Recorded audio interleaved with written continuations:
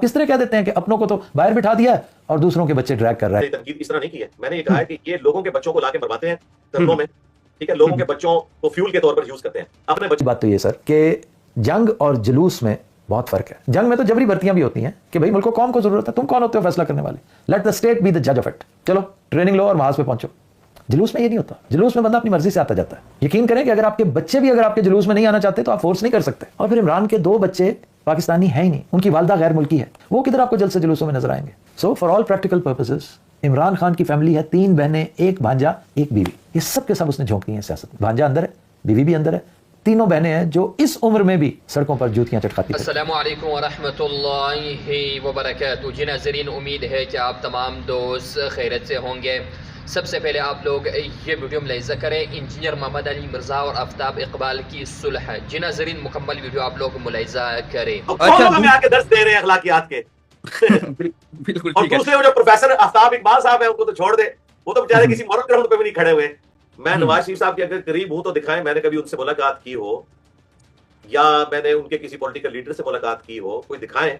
खाम मुझे असल में ये चूरन बेचते हैं ना, क्योंकि इनकी जमात चल रही है एंटी नून लीग और एंटी पीपल्स पार्टी, तो इन्होंने यही गाली देनी है। मुझे मौलवी भी गाली देते हैं ना, यानी जो वहाबी है ना वो कहते हैं इसको ईरान से फंडिंग आती है, शिया से, ठीक है। इसी तरीके से जो बरेलवी देवबंदी और शिया है वो कहते हैं इसे सऊदीया फंड करता है, वहाबी फंड करते हैं। तो ये गालियां रखी हुई है ना अदबी इन्होंने। तो भाई मेरा तो कोई लेना देना नहीं किसी के साथ, अगरचे वो ये समझते हैं कि पॉलिटिक्स में बात करना सिर्फ उनका हक है और वो पॉलिटिशियन है, हालांकि वो भी पॉलिटिशियन नहीं है, वो जर्नलिस्ट है, अब पॉलिटिशियन बन चुके हैं। और जिस पॉलिटिशियन के वो सपोर्टर है वो भी क्रिकेटर है, वो भी पॉलिटिशियन नहीं है, बाद में बना है।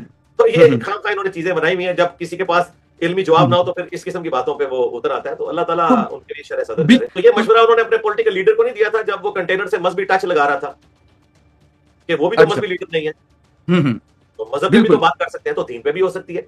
जुदा होती सियासत से तो रह जाती है चंगेजी। ये डॉक्टर इकबाल ने कहा हुआ है ना, ये डॉक्टर आफ्ताब इकबाल साहब का शेर तो नहीं है, ये डॉक्टर इकबाल का शेर है।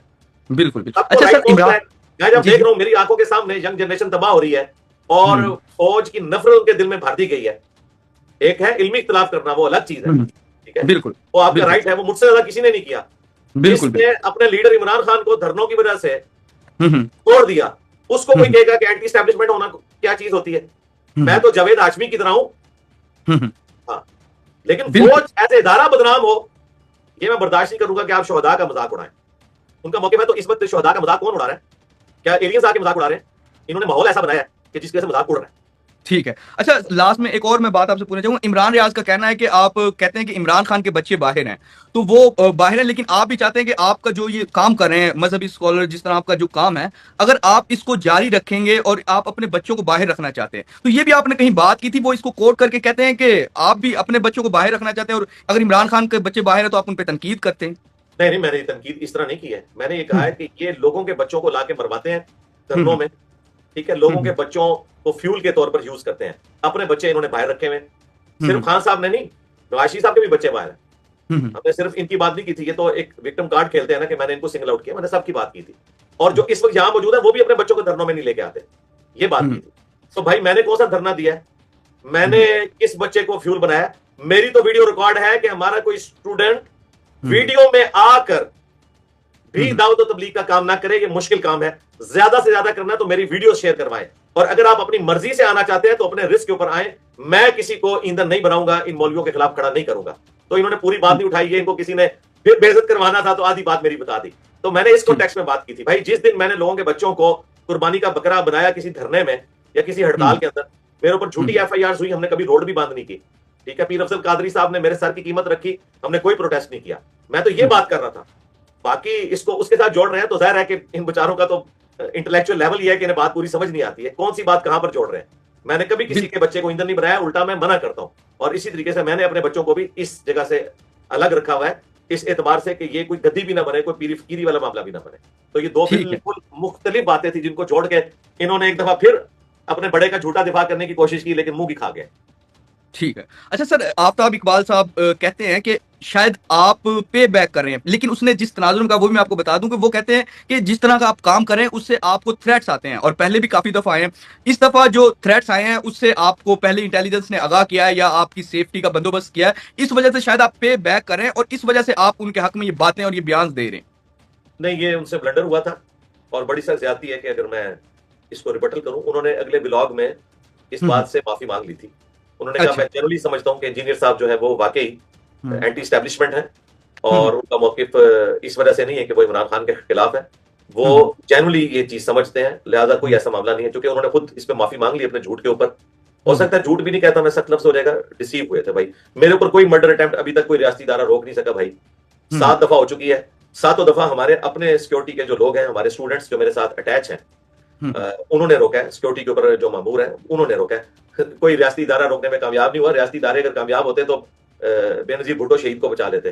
ठीक है, वो तो एक कोशिश ही कर सकते हैं। मुझे कोई फाइल नहीं दिखाएगी। असल में इन लोगों को फाइलें दिखाई जाती है ना, तो ये समझते हैं बाकियों को भी कोई फाइलें दिखाई जाती हैं। खुद ये लोग काम करते रहे, ये समझते हैं बाकी भी काम करते हैं। तो इनको ये नहीं पता कि दुनिया में ऐसे प्योर लोग भी होते हैं जब जो किसी के लिए भी कोई काम करने के लिए तैयार नहीं होते, वो अल्लाह की रजा के लिए काम करते हैं। बिल्कुल। अच्छा सर, इमरान रियाज कहते हैं कि आप हमेशा मुनाजरे से भागते हैं, ये उनका कहना है कि आप मुनाजे पे कोई, उनको कॉल्स किए हैं बहुत से मौलवियों ने कि आपको जब भी मुनाजे बुलाया तो आप नहीं रुके। ये बात बिल्कुल ठीक है उनकी, लेकिन ये आधा सच है। मैं बाकी मुनाजरा नहीं करता हूँ।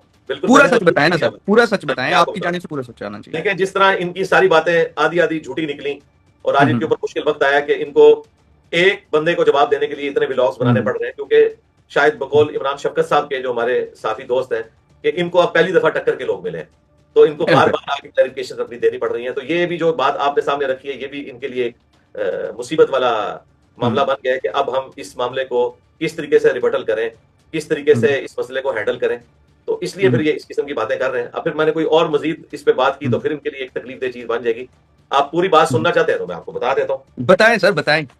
मैंने देखे स्टैम्प पेपर के ऊपर जब अकेडमी बनी थी उस वक्त से लिख के दिया हुआ है कि हम कोई मुनाजरा नहीं करते और ना हम इससे कोई अच्छी चीज समझते हैं, इससे लड़ाई झगड़े में इजाफा होता है। ठीक है, लिहाजा आज तक मैंने कभी भी किसी को मुनाजरे का चैलेंज नहीं किया।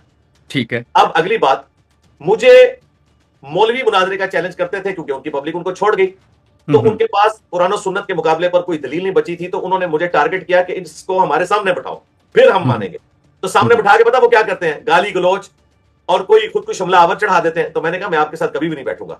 इन्होंने बार बार जिद की, तो मैंने कहा ठीक है, अगर आप ये समझते हैं कि यही हक में होने की दलील है तो आपकी ख्वाहिश पे मैं बैठने के लिए तैयार हूं, लेकिन आप तो लाखों में है, मुझे तो उम्र नू भी मिल जाए। मैं एक के साथ मैच जीतूंगा तो दूसरा कहेगा कि ये तो वो छोटा था। तो मैंने कहा बड़े को लॉन्च करो, क्योंकि इस तरह मैं भी तो बड़ा हूं ना बकौल तुम्हारे।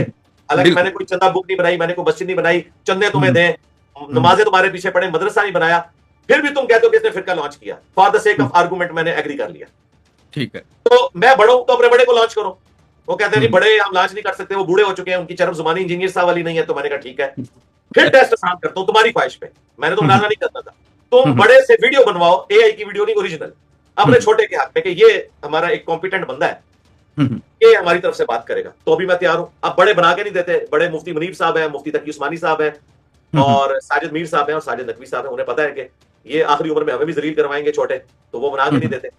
तो इस तरह कभी भी मैंने मुनाजरे का चैलेंज नहीं किया। ये पहली दफा हुआ है कि इमरान रियाज साहब, चूंकि ये मेरे कॉम्पिटिटर नहीं है, ये मेरे स्टूडेंट है, उन्होंने खुद कहा मैंने नवाज साहब की वजह से शुरू की है।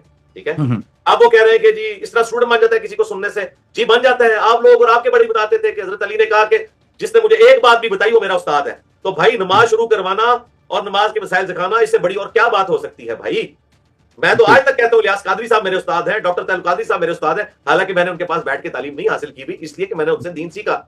मैं मौलाना तारिक जमीर साहब को अपना उस्ताद मानता हूँ, हामदी साहब को अपना उस्ताद मानता हूँ, पीर नसीरुद्दीन साहब को अपना उस्ताद मानता हूँ, मौलाना इसहाक साहब को मानता हूँ, शेख जुबैर ज़ई साहब को मानता हूँ, गुलाम सईदी साहब को मानता हूँ। उस्ताद हो जाता है भाई इस तरीके से। ये आपने अब कोई नया फार्मूला निकाल लिया उस्तादी शागिर्दगी का कि सामने बैठेगा और डिग्री मिलेगी और ये होगा। जो आपको एक भी इल्म की बात बताता है वो आपका उस्ताद है। ठीक है जी, आप उसके एहसानमंद रहेंगे। अल्लाह का शुक्र तो है, अल्लाह ने उसको जरिया बनाया। तो अब ये इस किस्म की बातें कर रहे हैं। तो मैं पहला बंदा है जिसको मैंने मुनाजरे का चैलेंज नहीं दिया, स्टूडेंट की तरह डील किया कि तुम चूंकि बड़े हो, तुमने इनिशिएटिव लिया, तुम्हारी वजह से बाकियों ने वीलॉग बनाए और डी ट्रैक हुए, लिहाजा अब तुम सामने आकर बैठ जाओ, ऑनलाइन बैठ जाओ और मुझसे बात कर लो। जो तुमने वीडियो बनाई थी भाई, उस वीडियो में जो तुमने इल्जाम लगाया वो झूठे साबित है। यूट्यूब का ना तो कोई फिरका है, ना यूट्यूब का कोई मसलक है, ना उसकी कोई जमात है। अपलोडिंग डेट देख लो और उसको पूरे कॉन्टेक्स्ट के साथ देख लो, एक एक बात तुम्हारी गलत साबित होगी।